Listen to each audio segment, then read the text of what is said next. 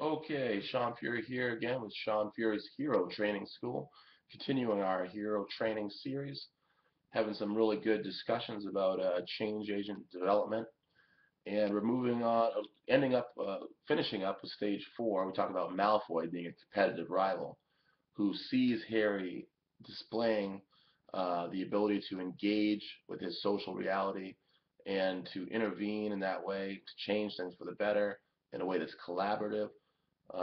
Harry has a goal in mind, which is need satisfaction, right? Just like Martin Luther King Jr. and other guardians of the good life.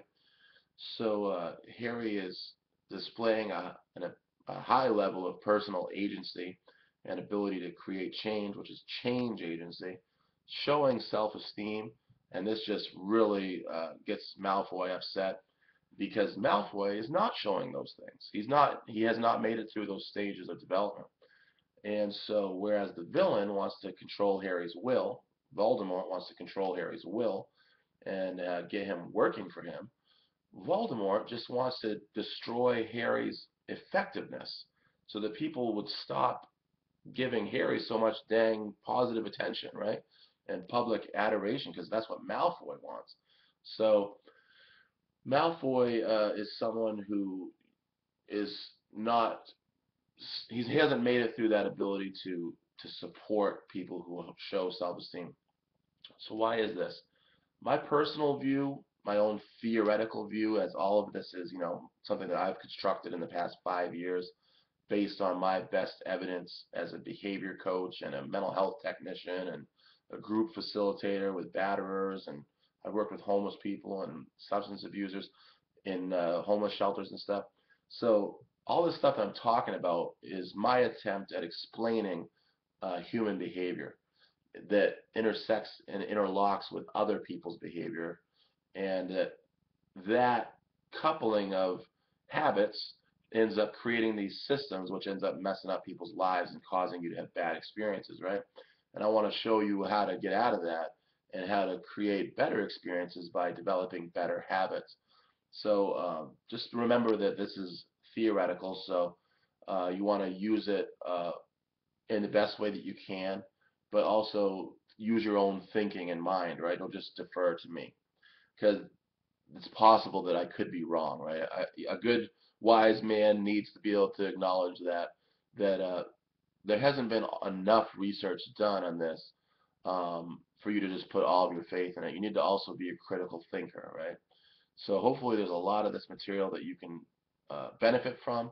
And if you don't like it, just leave it there, right, until you're ready. But you don't have to turn into a Malfoy and try to sabotage me just because I'm showing a high self-esteem and an ability to express my own value, right? So just a little sense of humor there for you. Take a break from all the conversation we've been having. I've been talking now for like 2 hours straight making these videos, but it's all good. I love it. So I want to get this online so that you guys can start, enjoying it. I've been working on this for such a long time.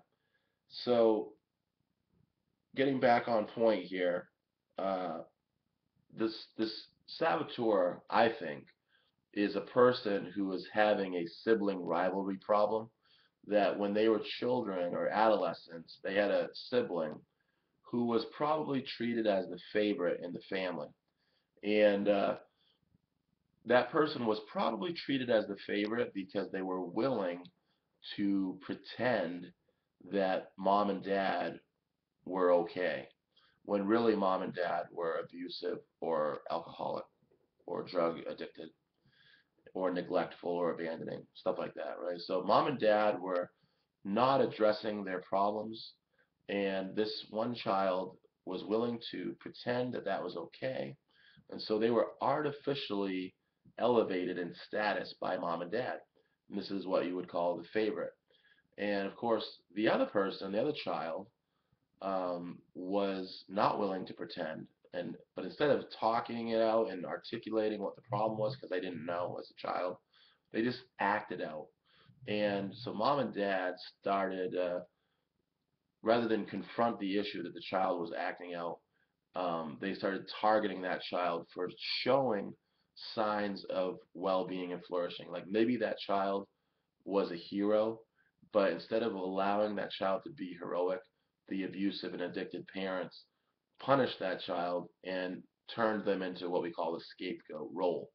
So rather than applauding that child's positive behaviors, they would ignore them and only give attention to that child when they engaged in bad behavior.